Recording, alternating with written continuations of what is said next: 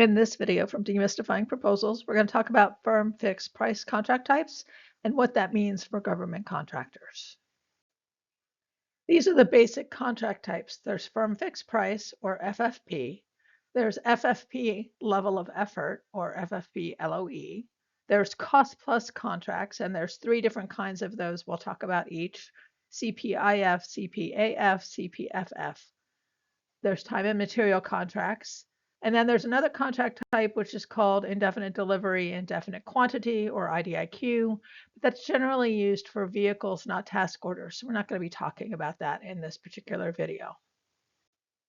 This slide lists the definition for firm fixed price contracts out of the FAR.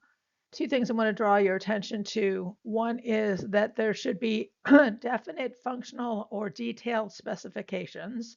And the second is that the contractor is willing to accept a firm fixed price contract, because the risks for a firm fixed price contract lie on the contractor, as we'll talk about. So under a firm fixed price contract, the government pays a set price, which places the maximum cost risk and the potential for maximum profit on the contractor. So price is set at award, usually based on the deliverables and the period of performance. And work needs to be, quote, adequately defined in Section C, or the statement of work of the performance work statement, wherever the work is defined. So vague terms in how the work is defined increase the risk to the offerer that there may be requirements that the offerer didn't account for when they developed their costs and price and bid on this firm fixed price contract. Price generally doesn't change regardless of the contractor's performance costs. So payments for changes in costs, if there are any, they'll require a modification to the contract, which generally is discouraged, but does happen on occasion. Contractors can make more money by being able to do the work with fewer or cheaper staff, which lowers their costs, and therefore the difference between their costs and that fixed price is more, or being able to do the work more quickly, again lowering the contractor's costs, which again gives them more money because the price has already been set under the firm fixed price contract.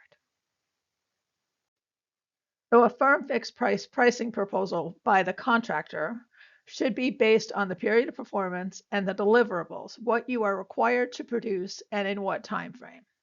In that time frame, how many people and what kind, the labor categories, do you need to get the work done? Then add your margin or your profit, and that's your price for each contract line item number of the proposal, the CLIN structure, which is found in Section B. We talk about that in several of our other videos. Note that the government doesn't get to see those first two bullets. They don't get to see how many people on LCATs and your margin. They only get to see the total price for each contract line item number for each CLIN of the proposal. That's why it's firm fixed price.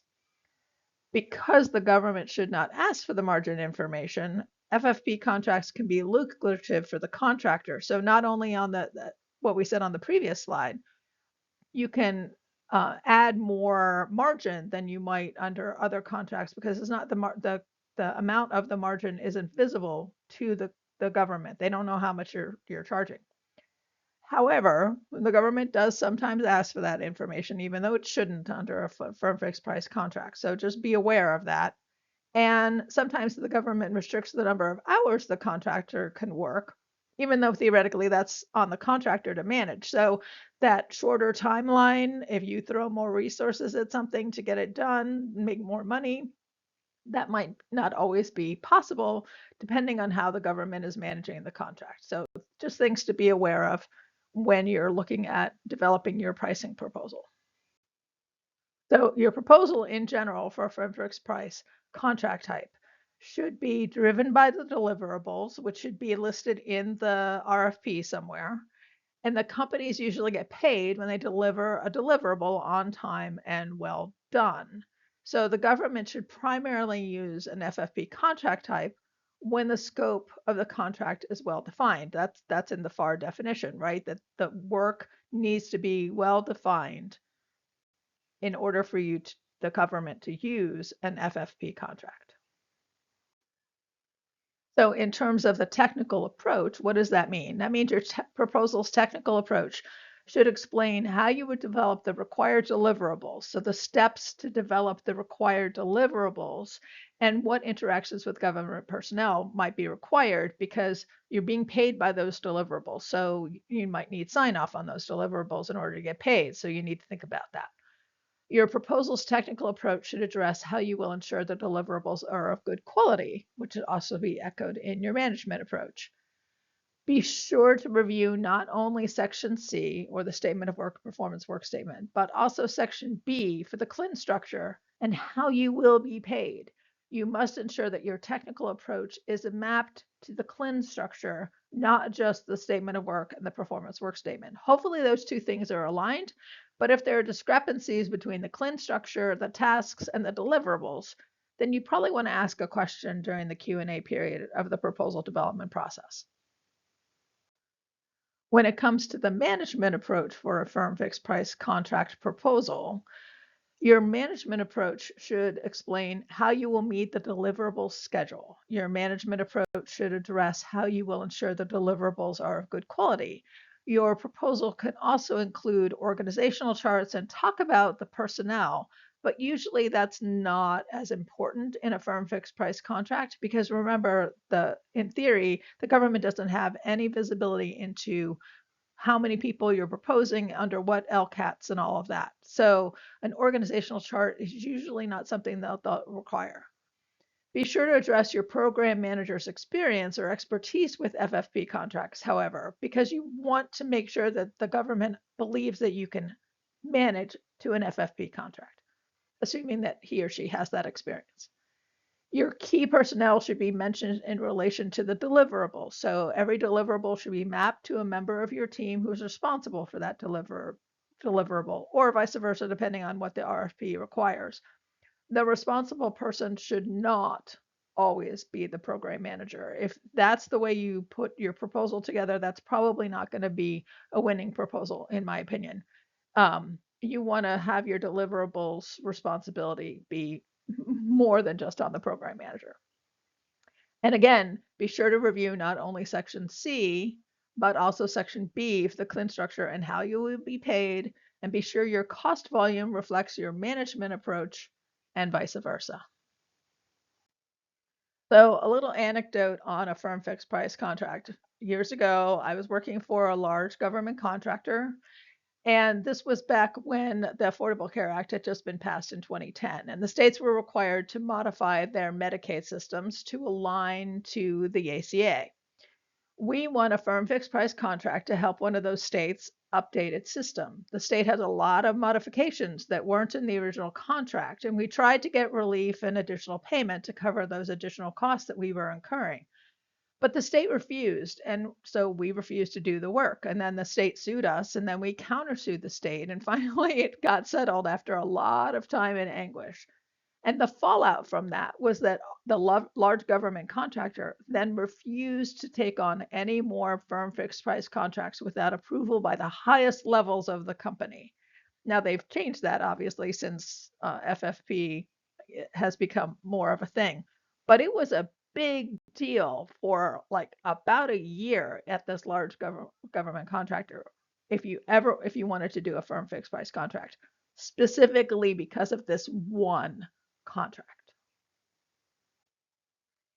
So another type of firm fixed price contract that I've seen happening more and more often is a firm fixed price level of effort contract.